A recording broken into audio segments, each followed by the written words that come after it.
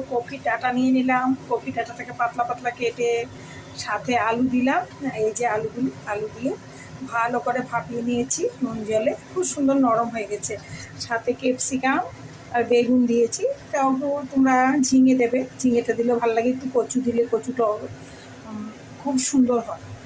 আর সর্ষে বাটা দিয়ে করবো, তার জন্য এই যে সর্ষে বাটা রেখেছি, সর্ষে রেখেছি, বাটবো এখন। এদিকে দেখো কড়াইতে তেল গরম হয়েছে।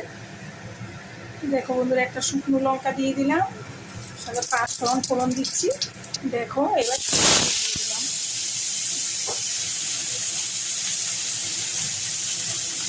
দেখো এবার একটু নাড়িয়ে দিই, একটু নুন দিয়ে এটাকে খেতে দেবো। দেখো বন্ধুরা, একটু ভাজা হয়ে গেল বেগুনটা ক্যাপসিকামটা, তার মধ্যে আমি কিন্তু সেদ্ধ করা ডাঁটাটা আলুটা দিয়ে দিচ্ছি। দেখেছো,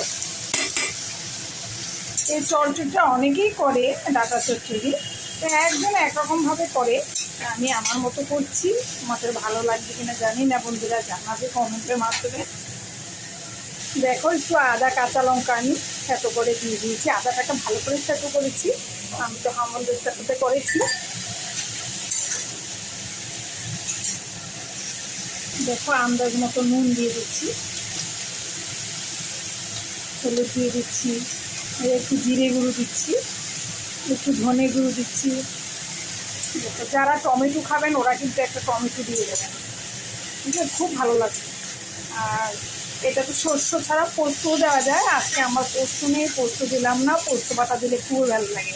শস্য পোস্ত বেটেই এটা রান্না হলে খুব ভালো লাগে ডাঁটা চচ্চড়ি। আমি তা সব দিয়ে দিলাম, এবার আমি ঢেকে দিচ্ছি। দেখো বন্ধুরা, ঢেকে রেখেছিলাম, আমি ঢাকাটা তুলেছি।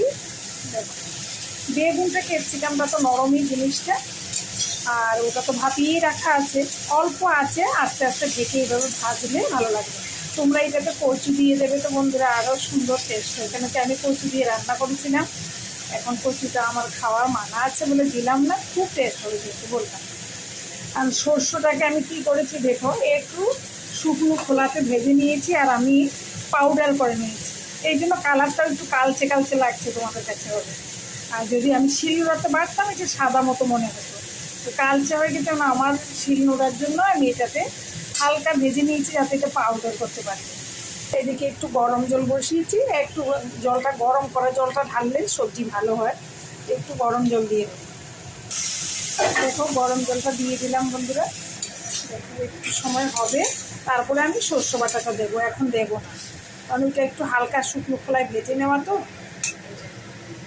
দেখো বন্ধুরা, সর্ষে পাউডারটা একটু দিয়ে দিলাম।